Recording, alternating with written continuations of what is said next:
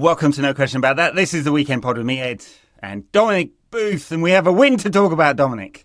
Oh, doesn't that feel good, Ed? Doesn't that feel good? That's really perked up my weekend, to be honest. I've talked about this before, how it's so ridiculous that our weekends and our moods are shaped by what happens with 11 men kicking a ball around.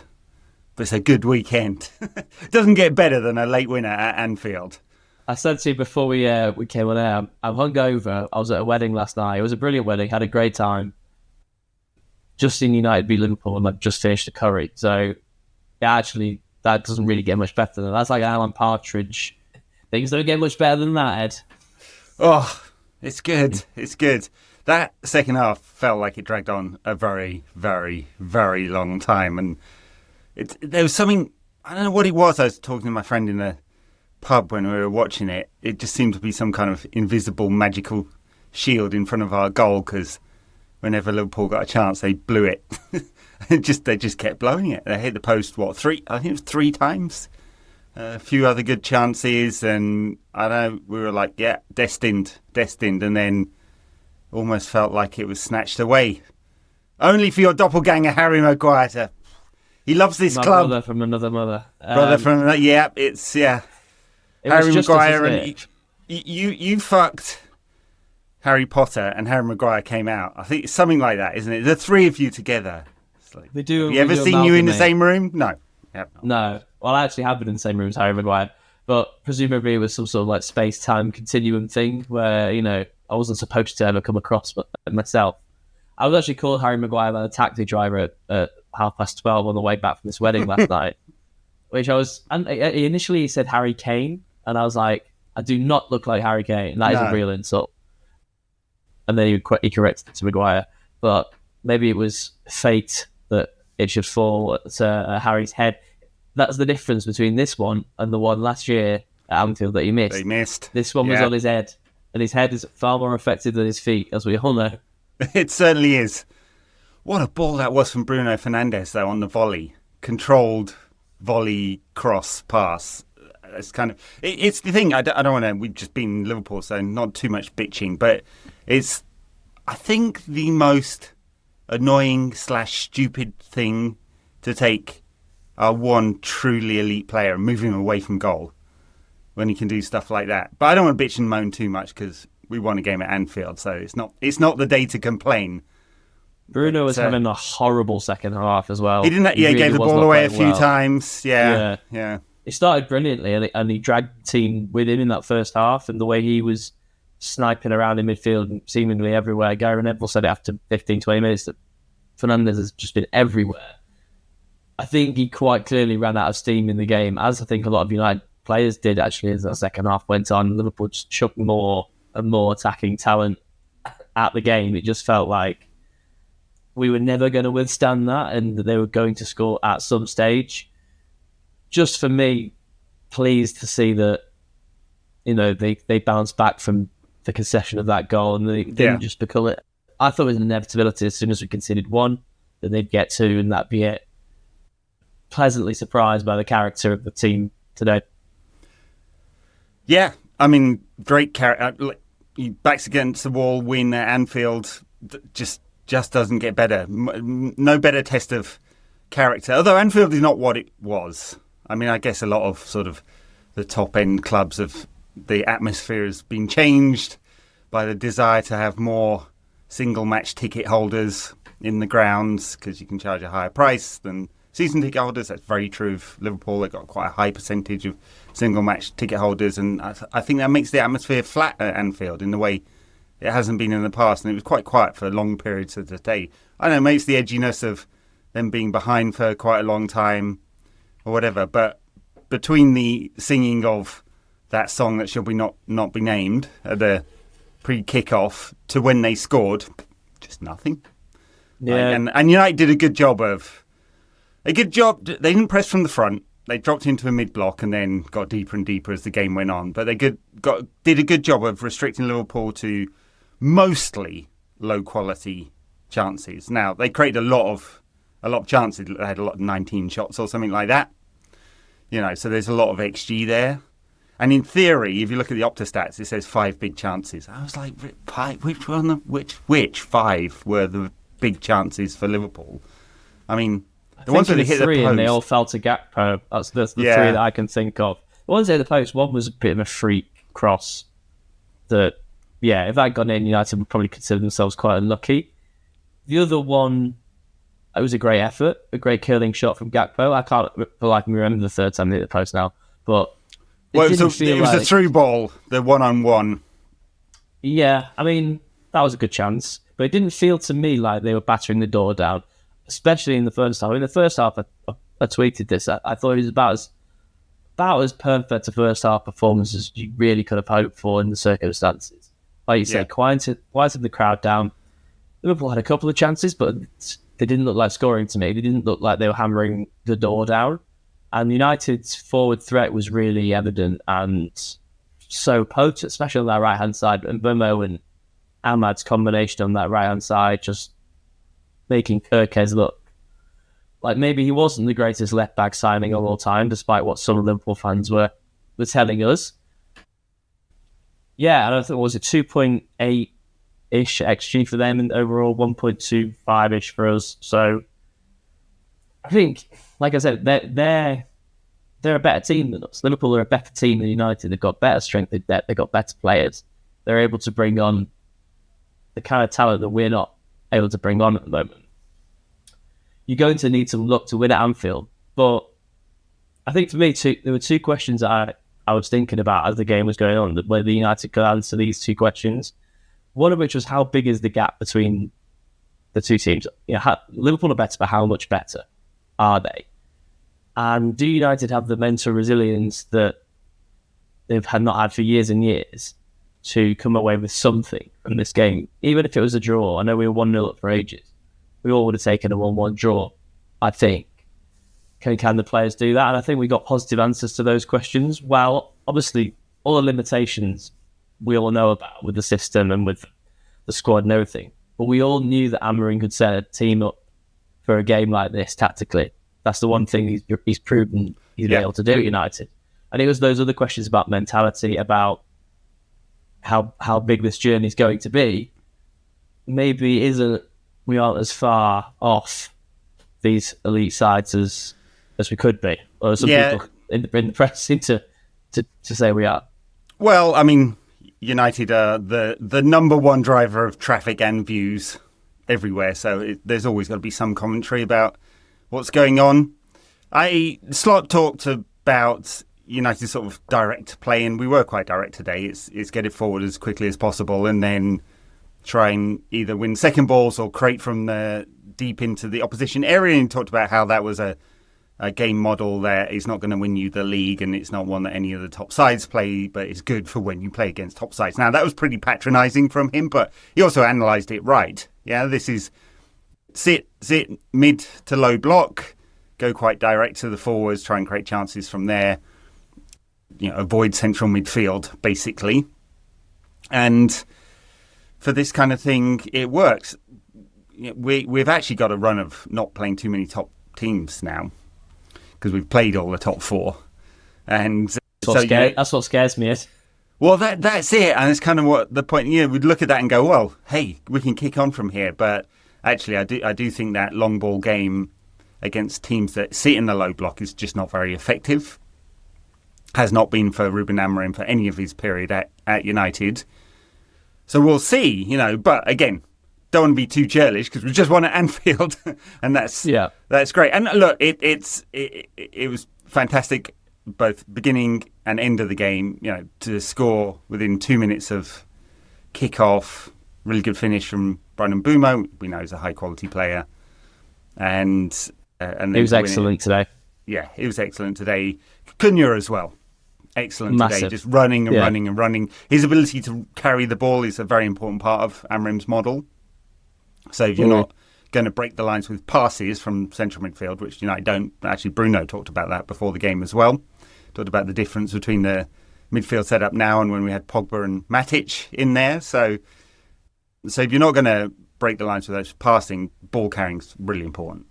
And you kind of see why Amorim was so keen to have Cunha and Mbeumo because they're both excellent at that. And Cunha's like spikiness is fantastic as well. That is character, you know. His ability to fight for everything, fight off players, get his big ass in the way, kick players, whatever it takes, basically. And that kind of spirit really shone through. We had a few of those players today, you know, the guys you want in your corner when the going gets tough. I mean, I thought De Ligt quietly went about his business very well today. Even Luke Shaw, I thought, had a pretty decent game under heavy pressure at times. Casemiro, until he got that yellow card and then maybe the knock that forced him off all in one move, I thought he was having a decent game until that point as well, and just showed a cool head when Agate came on and we started to lose control, didn't we? We started to lose the run of ourselves. We just couldn't retain the ball in midfield and then get it upfield. Progress the ball was just really hard after that point. But I also think, while we're praising Amorim, and I will praise Amorim for this win, because God, you know, first back-to-back Premier League victories and all that. I know that's what everyone is focusing on. I prefer to focus on the fact that we just beat the Premier League champions who spent £500 million on a new team and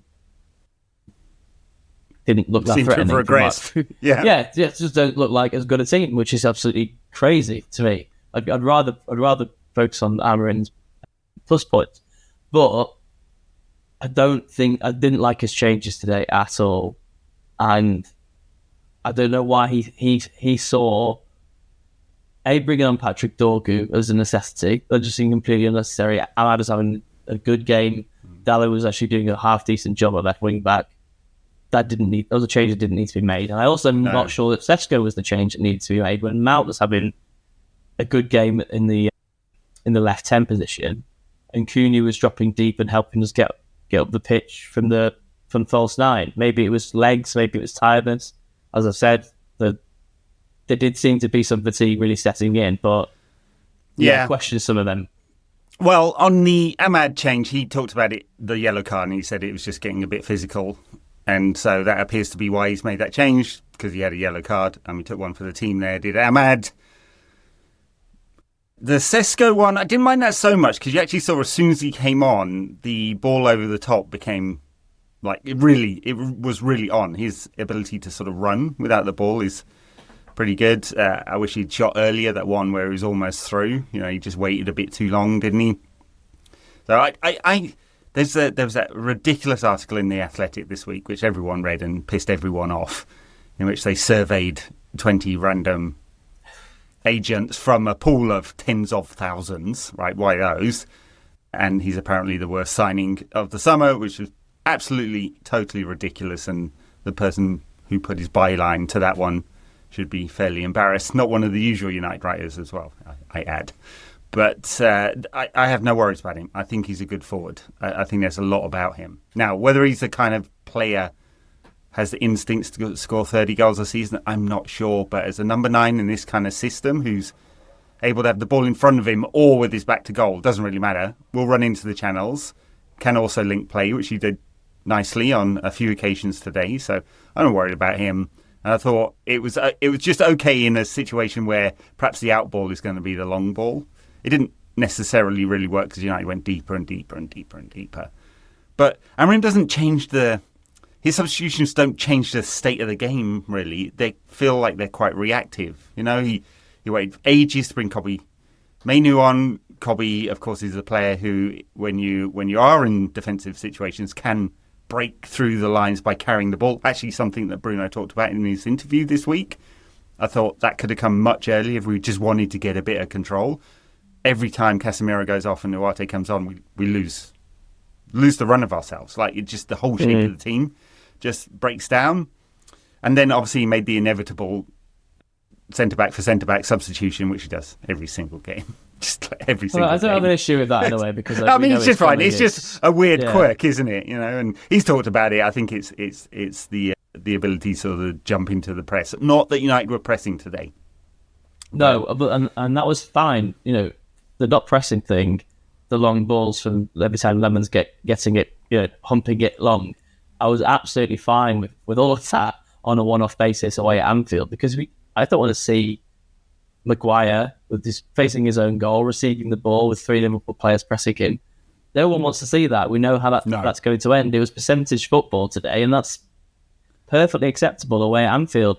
Yeah. It's like you say, if we do that next week at home to Brighton, if we do that against Forest, Wolves, whoever we've got coming up, we will though. That's we're the thing. We're in trouble. We need to find a different way. We need to find a way through those teams, and that's when we saw Cunha today absolutely immense, like you say, holding people off, winning free kicks, getting us up the pitch. He's just got that dog in him, and I love that about him.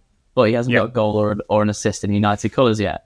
No. So we need to see him unpick the locks against those tighter defences, against those deep blocks. And that's been the challenge for United teams since pre-Ollie era. I don't know. When have United done well against teams who sit deep and ask them to break them not down? even under Ollie, because Ollie's was very much a transitional team. I mean, the best football we've played since Fergie, but very much transitional football. Yeah, we don't have control. I mistakenly thought that Amarim Ball would end up progressing us more towards a team that has control.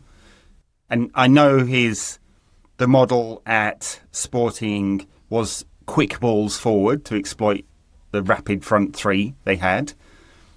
But it wasn't long balls. And if you look at their possession stats from his time, they were, except in those big European games, Arsenal, City, and so on, where they played a specific way, they had a lot of possession. And so I thought the model would evolve towards more of that. He's done the opposite. And it feels quite reactive to do that, maybe to his situation, the pressure he's under to keep his job. We seem to have swung so far to playing long balls. And I just don't think we're going to... we're going to be able to exploit the pace of Sesko and Mbeumo, and to some extent Cunha, and their quality in the final third through percentage football. Are we going to get wave after wave of attack, putting pressure on a team that's happy to sit in a low block? I don't know, and that's what Slot was going on about before the game, that this is not a way to win a league. And I think he's right. It's not since Blackburn won the league in the mid-90s that a team who basically plays direct football has won the Premier League. Now, maybe Leicester, I guess you'd argue. I don't know. Yeah, Leicester were direct, but they weren't long. I mean, they just had pace, didn't they? They were just counter-attacking, weren't they? Really? Yeah. I mean, it wasn't sophisticated, but United aren't sophisticated either, right? It's not like we're doing De Zerbi or Hertzler style press baiting at all, right? We are trying to get it into dangerous areas as quickly as possible, and mostly from wide areas rather than the centre of the pitch. If it happens to be in the centre of the pitch, Bruno and Casemiro in there to get the ball forward quickly. It's quite a basic model, and so as fantastic as today is, I don't think it really tells us anything about United's, where United are going to end up in the table. Now, there's a massive opportunity because there's a lot of flawed teams this season. That 3rd to 8th, pick any 5 teams there because it could be anything, right? So there's definitely an opportunity. He was asked after the game, actually, Amarim, about Champions League football because we're only a win away from the Champions League places. And he sort of played that down because, last week he's answering questions about whether he's going to keep his job. Are you going to lose your job? Yeah. So yeah. That's the way that the media works nowadays. You literally lurch from near disaster. What is that Duncan Alexander tweet, isn't it? Where in the modern day Premier League, there always has to be one crisis club. But the aim of at the end of every weekend is it's not you. Yeah. And it's not United at the end of this weekend, and we can all rejoice in that fact. Liverpool have lost 4 on the bounce. Yep. Forest are a mess. Yeah. Pick your choice of other teams who are the crisis club this week. Sorry, guys. Manchester United, usual incumbent in that role, have relinquished the seat for at least a short while, and let's be happy about that. But that Brighton game for me next week now, it just becomes so fascinating because it's exactly the kind of fixture that's befuddled United for a good few years. We know what Brighton are about. We know they'll come out with the press. We know that they'll try and upset United. They think that they can press us to death, basically, and then pass us to death because also our pressing isn't very good either. Mm-hmm. So can Amarim Ball be as sort of malleable as he says it is? He claims it isn't this rigid thing. He claims it is adaptive. The jury is out on that and how much we've seen of the system changing and adapting to opponents, I'm not sure. But it's got to be a lot different to winning at Anfield with 35% possession and getting out XG. You've got to dominate the game. I'm just fascinated. Yeah. It will be fascinating, and I'm not sure that we will dominate the game with this particular model. I mean, that said, it's like we don't have to go from being the worst Manchester United team in history, TM, to being Premier League title winners. That you're looking for a progression. I just don't know what the progression is from here. Does Amorim think he just gets better and better players through transfer market work, and we take this model and this is the thing that will win you the Premier League? Because if that's what he thinks, I agree with Arne Slot, right? That he will hit a ceiling, he won't go any further. But that's almost a conversation for another day, isn't it? You know, I hate to be reactive to every fixture, but we got ourselves in a position after 50 games of Amorim ball and 35% win rate that we are kind of talking about him and his position and his long-term future at the club game to game. And it's obviously ridiculous. You should have more evidence. You can point to a bunch of underlying data this season that says, hey, we're creating more XG, our expected threat is much higher, and expected threat against and expected goals against are much lower, right? There's definitely, after 8 games or something, you can definitely see that. There is circumstances with some of that. I think that would tamper down the excitement a little bit. But, I mean, win at Anfield, one-off kind of style of game, fine.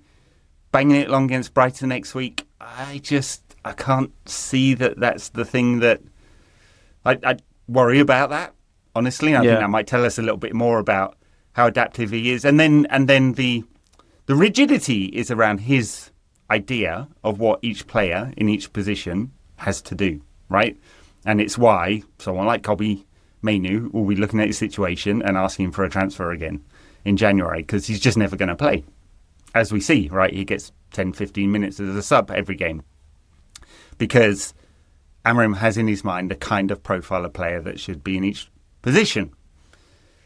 And that doesn't change. And it makes it quite predictable, I think. Yeah. And just going back onto your previous point then, and I was just going to talk about the reaction to today, from what I've seen on social media. And obviously the fans of the ground are going to go nuts, and all power to them. Enjoy that for as long and as much as you possibly can. But I think the reaction to the win has been a little bit tempered compared to what you might expect for a first victory at Anfield in more than 9 years. A win over your biggest rivals and a win over the champions. United now 2 points behind Liverpool in the table after that, which is incredible. But I feel like everyone's feeling the same thing, right? Everyone's feeling like we have been here before with wins over big teams, big performances when the pressure is really on, in a way. Big performances in these games where United sort of feel like they can flex their muscles and show, we are still a big club, we are still capable of big results. But then it's your run-of-the-mill games that will trip us up, and it's the zoomed out season as a whole thing which looks so disastrous. Put United in a one-on-one game with anyone in Europe, anyone in the world even, maybe they've got a chance. And especially the way that Amorim sets up. Look at that Sporting game, one of the last games he managed, where we all tuned in to see them destroy City. Beat City, yeah. It was sit deep, tactical masterclass, free Gyökeres, off you go, goal. And then what people don't remember about that game is City missed a hatful of chances in the same way that Liverpool did today. So, the reaction's tempered, and I understand why. United fans need a lot more evidence. I guess Amorim got that as well. He should probably be trying to calm down United's players in the dressing room, and Maguire said it's more than 3 points, it's special, etc., etc. I think that's all right for the players and the fans to do that. Amorim said afterwards... Short term, he does that. He said we're the same team as we were 90 minutes ago, and that's kind of the point I was making as well. I don't think this changes anything. It's a fantastic... just enjoy this as a moment. I wouldn't go overboard with this meaning we're back. I wish we were back. We haven't mentioned him yet. Senne Lammans. Yes. Senne Lammans. Do we actually have a good goalkeeper? Because we had 2 years of Dave Lammans. with the yips, and we had 2 years of Onana chucking the ball in his own net. Have we got a good goalkeeper? It feels like we've got a good goalkeeper. Our standards so low that we're viewing him through this prism, such a mediocre standard, or is he actually a really good goalkeeper? It's probably somewhere between the two. Yeah. But some of the saves were pretty competent. The one with his feet I really enjoyed. That was like Pete De Gea kind of save, reactive, getting down to it. The way he catches under pressure, the way he just didn't seem flustered. In a massive pressure cooker environment in front of the cop for that second half, where he would have been copping a whole heap of abuse. He's only played for us once before, that was against Sunderland, and God, his feet could have left the floor then with the amount of praise that he was receiving from the Stretford end, comparing him to Schmeichel and all that. So, to keep his feet on the ground throughout that period, long time to wait between the first and second game to the club, and just how comfortable he looks being a goalkeeper, doing goalkeeping things, Ed. Normal goalkeeping things which you've not become accustomed to seeing. I know. There was the one moment when the ball was high and he sort of misjudged it. Still caught it, by the way. Still got it. Caught it a yard behind his own head, didn't he? And it was like that Pickford moment, actually, wasn't it, at Anfield, when Pickford was catching the ball under the crossbar and just chucked it in. And, that wouldn't have made him a bad goalkeeper. I think we all would have understood if Lammans had made a massive rick against Liverpool in his second game. The guy isn't even ever played for Belgium. He's come from Royal Antwerp. 2 games in, we're all lauding him as the second coming of Peter Schmeichel. So I don't want to get over the top. It's just nice to see a bit of competence between the sticks, Ed. Yeah, it is. I like he just feels like he's very composed, right? There will be bigger tests. We haven't really discovered what he can do with his feet because he's just so long in these 2 games. He's clearly been instructed, don't mess around, just boot it. Yeah. So, and fair enough. You wonder over time, is that what we're doing? We're just going to, it's 1980s style, launch it every time. So we haven't found out about that. We haven't found out how he'll react to making a mistake, because at some point he will make a mistake. But he made 5 saves today. Couldn't do anything about the goal. Didn't make any mistakes. He did well on his debut. He just feels composed. Like, it doesn't feel like he's going to lose the run of things. But I guess the real test will become if he lets one in that he shouldn't. At some point he will, or keepers make mistakes. But he just feels very composed, to come in such a big step up. Yeah. And the relationship that he seems to be building with the defence is promising as well. They rallied round him after he made that save today.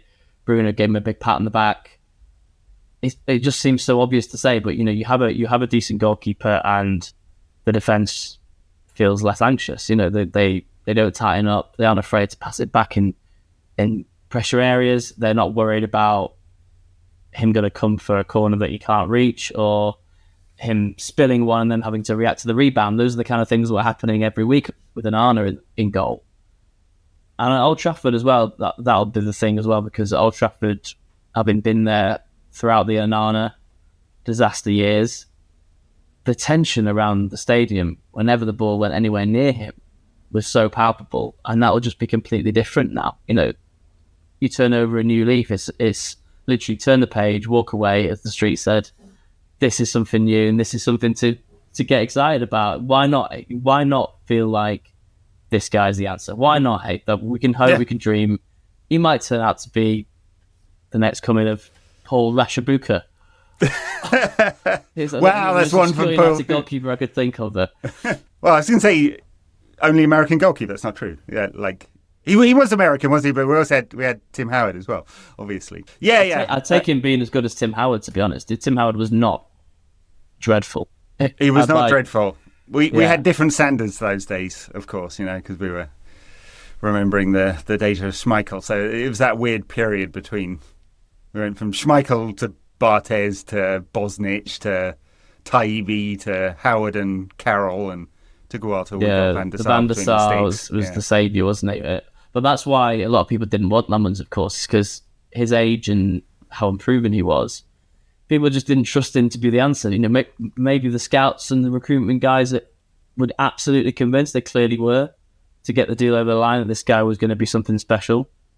I mean, what a rarity that would be in itself for United's recruitment guys to find a gem that other teams haven't found.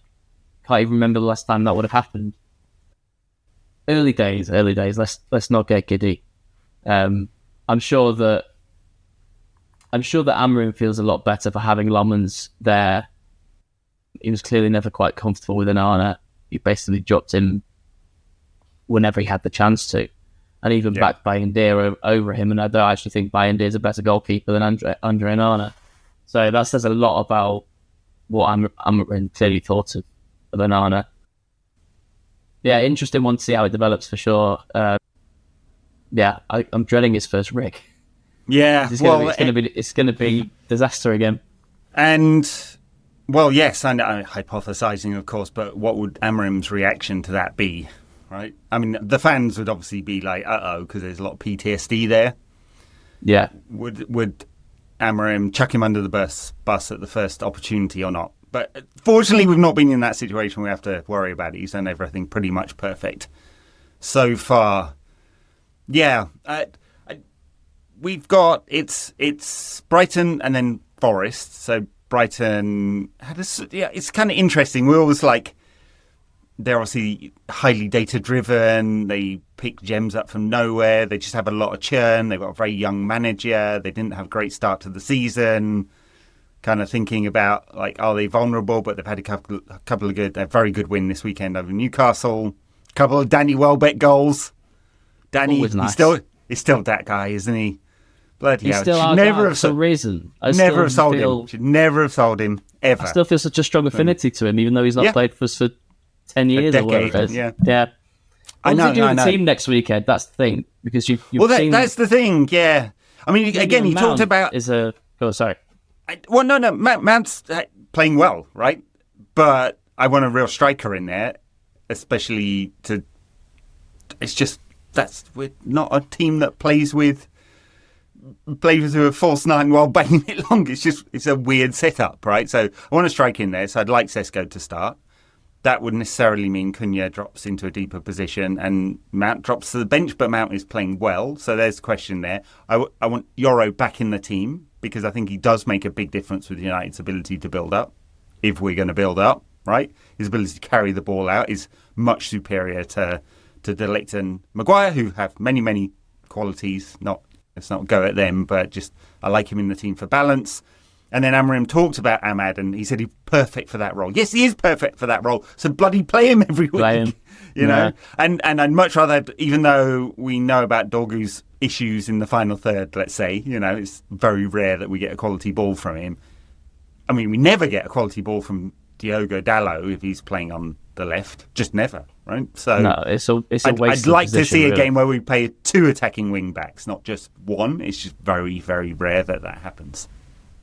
I mean, Dorgu was awful today, though. He did everything wrong when he came on, and I was everything.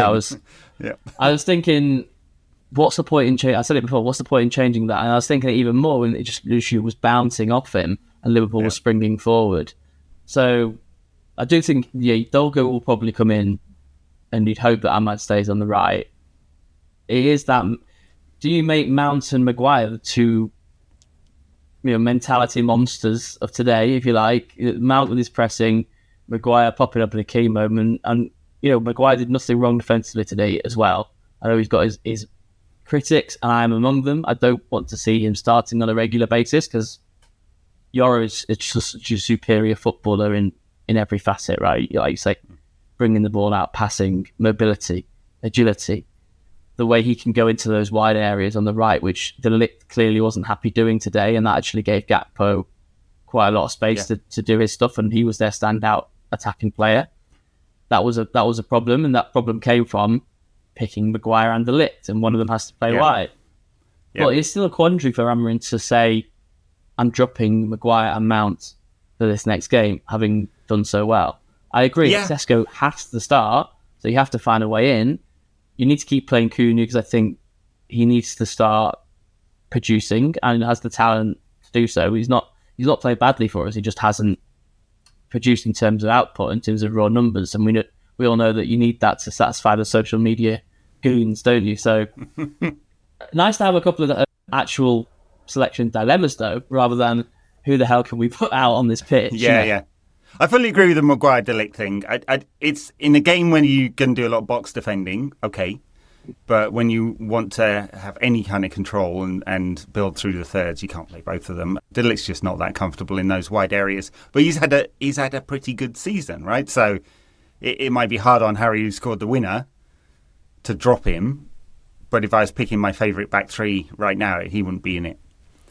And we're going to see Licha's back on the grass. He's training, might not be ready for another month or so, but we're going to see him soon.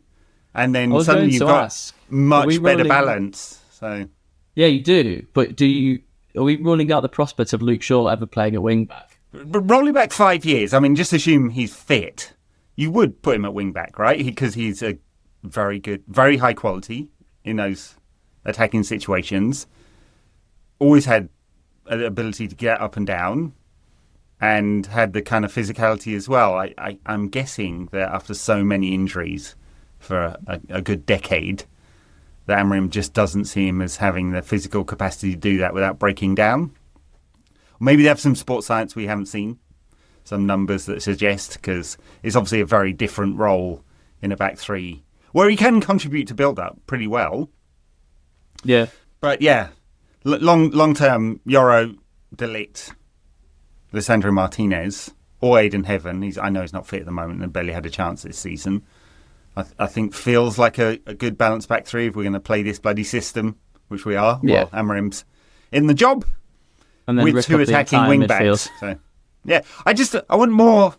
I want a United team, whether it's 3 or 4, whatever. And of course, there's changes in structure, whether you're in possession or out of possession, or which phase of possession you're in as well. So, don't need to really litigate all of that, but I just want a United team that imposes themselves on the opposition, and it's just been so long, and we just don't really get that with ammo ball.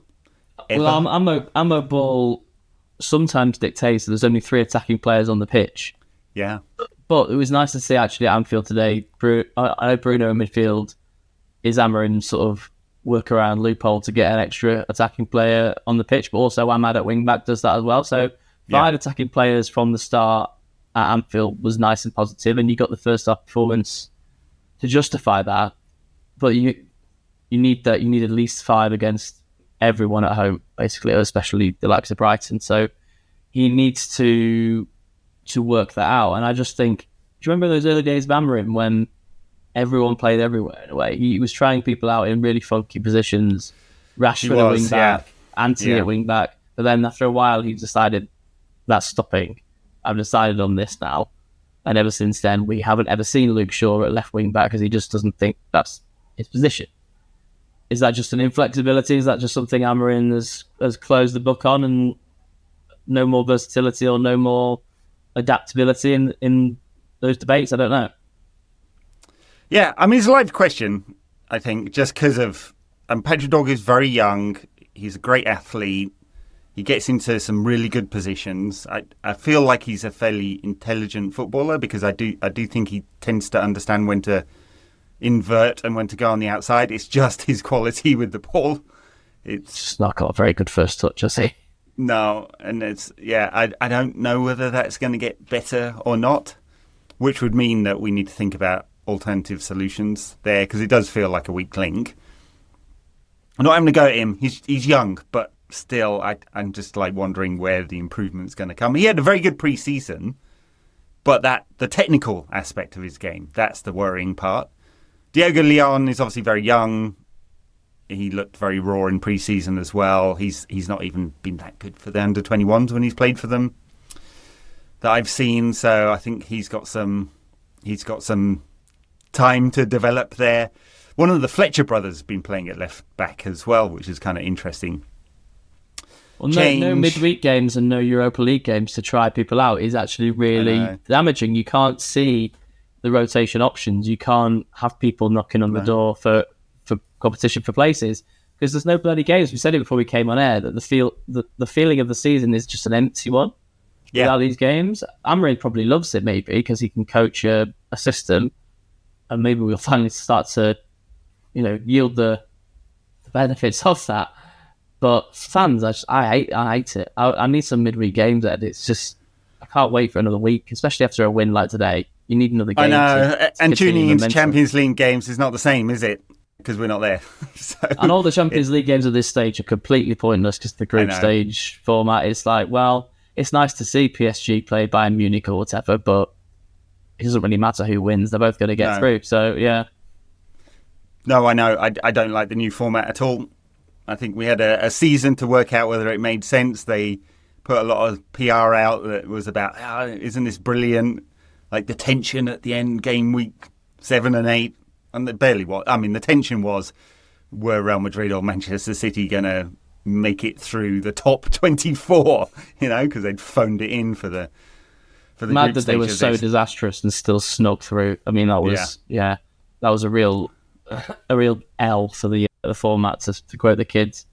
I was just going to ask before we wrapped up, Ed, I don't know how much you've seen of the media reaction to the win today. Obviously, we spoke about a couple of athletic pieces, not painting United in the greatest of lights. I've been on a bit of a crusade on social media, noticing how every single one of our wins is invalidated because it came against 10 men, or the opposition, had the temerity to give away a penalty to us, or how dare you beat a newly promoted team at home? That doesn't count either. So there has been a whiff of let's not praise United too much in the coverage that I've seen. Is focused on, the first consecutive wins under Amorim, the first win at Anfield since 2016. I guess it's fair to mention those facts. They're quite important, but I don't see an enormous amount of credit coming United's way yet. Maybe it's a bitter fans' point of view. Yeah, well, no, but it's true. I mean, you if it bleeds, it leads, or if United are losing, it's great for general media coverage. It gives them lots of stories and narrative and all of that kind of stuff. United drive views. I'm sure everyone who's modern journalism, online driven, you churn out a lot of stuff, and they're looking at the metrics, of course, and it just drives numbers for them. So, and then you've got the kind of pundit class who are all very negative. You can call it standards if you want and say, hey, they played in great teams and they expect more, but their tone is just... Nicky Butt and Paul Scholes this week. Fuck's sake. Wonderful players for the club. But it's just whinging and complaining and shitting on the club. And I'm just like, at this point, can we change the tune just a little bit? Just a little bit. I haven't seen their reaction, but I will be looking for Scholes and Neville. Neville's a bit different because he does get excited when United win. Scholes and Keane, it just appears to be impossible for them to say anything good about United, which is, I kind of, in a sense, I understand it. They played in great United sides. They were great players. And this is a shit United side with not very many good players. But it kind of legitimizes the rest of the negative media coverage, I think. If United greats are saying these lot of shit, it's not like it was in my day. I saw a bit of Keane after the game today, and he was trying not to give United praise, but you could sort of see the smile that was and the smirk that was coming through. And a lot of the debate has actually focused on Liverpool and their shortcomings. Obviously, 4 defeats in a row. I saw a fantastic tweet which said, Arne Slot says Liverpool must improve in a number of areas, including passes, creating chances, etc., etc. Quoting that brilliant Moyes tweet. I'm enjoying that element of it. Maybe it's completely fair. United aren't very good. We said it at the top of the show. United is still a massive work in progress, but hey, beating the champions has got to count for something. Let's talk about Liverpool before we end, because the difference between this Liverpool and Klopp's Liverpool, stylistically, it's just unbelievable how much. There wasn't much change last season. Slot got a lot of praise for not changing things too much, and didn't buy many players, or any players really, and it was just a kind of continuation. And in a flawed Premier League season, a lot of flawed teams, they came out on top without being brilliant, I would say. And he's quite radically changed the model this season. They do not aggressively press from the front anymore. And I was just struck about how the lack of intensity compared to a Klopp side that was in this. And I don't know what it is. They've obviously got some brilliant players, and they're still trying to knit together how Etitike, Wirtz and Isak and Salah can all play in this side, right? And it hasn't quite worked yet, and they're still trying to work it out. I'm just kind of struck with how kind of a bit pedestrian they look. The intensity levels don't seem like what they were. I mean, Slot's answer today was just to throw them all on and hope that it would all fit in. And you had Wirtz playing deep midfield and Szoboszlai at right back and Ekitike and Isak on the pitch together, both seemingly playing central all at once. It just didn't make any sense. It was a bit like what you do on Football Manager when you're losing and just get all your forward players on and go to ultra attacking mode and we'll hopefully get a goal. I guess it nearly paid off, but it didn't seem like the measured management of a Premier League winning side. And it just, I'm sure it will click. You know, these players are good, and I'm having fun saying how Florian Wirtz hasn't got any goals or assists yet, and I'm having fun seeing Mohamed Salah's pretty stark decline. You know, I mean, he looks like a shadow of his former self at the moment. We know that he's an absolute elite player. Maybe he will come good one more time, but you just knew when the ball was falling to him today that he wasn't going to produce. It just didn't feel like his day, and against United so often it has been. So it's a really strange one. They've lost 4 in a row and we can all laugh, but I still think that they've got a hell of a lot of good players and they'll probably work it out in the end. Maybe that won't be enough for the title this year, because I think Arsenal are actually quite a formidable force. And, you know, they're quite fun to laugh at and be, you know, second place banter merchants and all that, but the squad's probably as deep, if not deeper, than Liverpool's, and it's very deep. The Arsenal a formula squad, that is working, whereas Slot's tweaked formula. Yeah, it'll be interesting to see what his reaction is to that and how he changes things around. And because 4 defeats in a row, it's meaningful. I don't want to say imagine if that was United, but imagine if that was United. I mean, it would be ugly. Ugly scenes on social media and maybe on podcasts too. Yeah. I said in the extra show this week, I think he might do it for me if we lost 5-6, 7-0, because we've had a few of those at Anfield in recent years, or against Liverpool. And so I'm very happy that did not happen. I'm enjoying this win. I'm not getting too giddy with it because I just think there's too many flaws at the moment, and probably Brighton and Forest tell us more than a one-off victory against Liverpool, but it's fantastic. So. But yeah, next week, big test, and then Forest with Marianakis appointing himself as coach will be fun. Please, let him do it. Just one game. I want him to do it. The banter, the stories, just for the narrative. I mean, spin the wheel. Who's next? I mean, take your pick. Sean Dyche, anyone? Or I've got no idea where they go from there. I was fortunate enough to say that I actually attended the one game in which Ange Postecoglou didn't lose a game as Forest manager when they played Burnley a few weeks ago. And I wrote for The Guardian that I actually thought that they were looking decent and that you could build something. So that shows how much I know, guys. I mean, it's such bizarre. Yeah, there you go. Yeah. Bizarre. Like, it's not an original thought because everyone said it, but you couldn't get a wider stylistic change than going from Nuno to Ange. Just couldn't. There's nothing about these two game models, systems, styles of play that are the same at all. The squad didn't change. Just the manager did. And so it is pretty weird to give him 8 games and then fire him because the results have been bad. Of course the results are going to be bad. Of course. You know, you've got a completely different coach. Now, we can point to the flaws in Postecoglou's model, you know, and there are plenty of them. And I think the period of time at Spurs demonstrated that. It was just a bizarre appointment. He obviously wants more attacking football, Marianakis, because he's got a massive ego. You know, I think we're clear now that he's got hold of the social media account at Forest. You know, they've already been fined £1 million for like tweeting out that the ref was bent and stuff like that. So he's a character, as all heroin dealers are.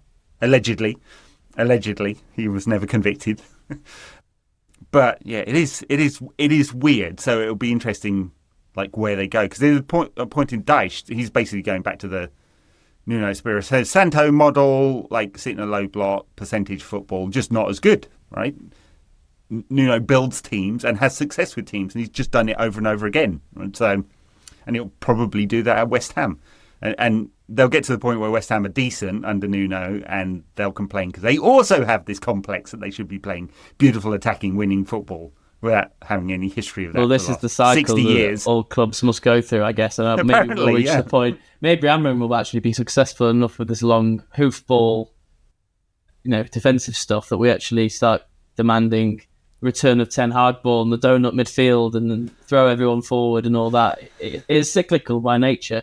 And on that Postecoglou point, though, how all the more annoying that Manchester United lost a huge European final to Ange Ball when it wasn't even Ange Ball.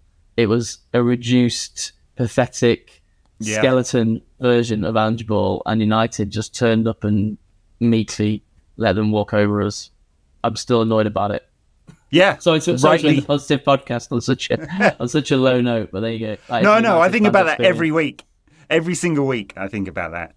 What should have been and how pathetic we were in that final. The only good thing about that is it makes me not think about the 2021 Dave diving past 11 penalties final, which used to occupy a lot of my thoughts for a long time. We haven't seen Senne Lammans man of the match today. I don't know whether he was man of the match. I was just looking at the FOTMod ratings. But we haven't seen him face a penalty yet.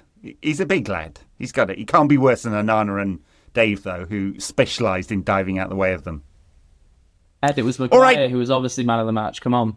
Who else? Yeah, Harry, what a header right at the end. He tweeted he loves this club. We love you today, Harry. Well done. All right.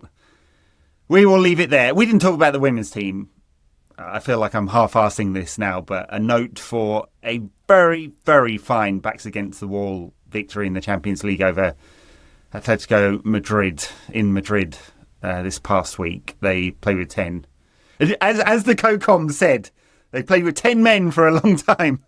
And I did laugh at that one. No, I mean, it was a female co-commentator as well. And the lads did well.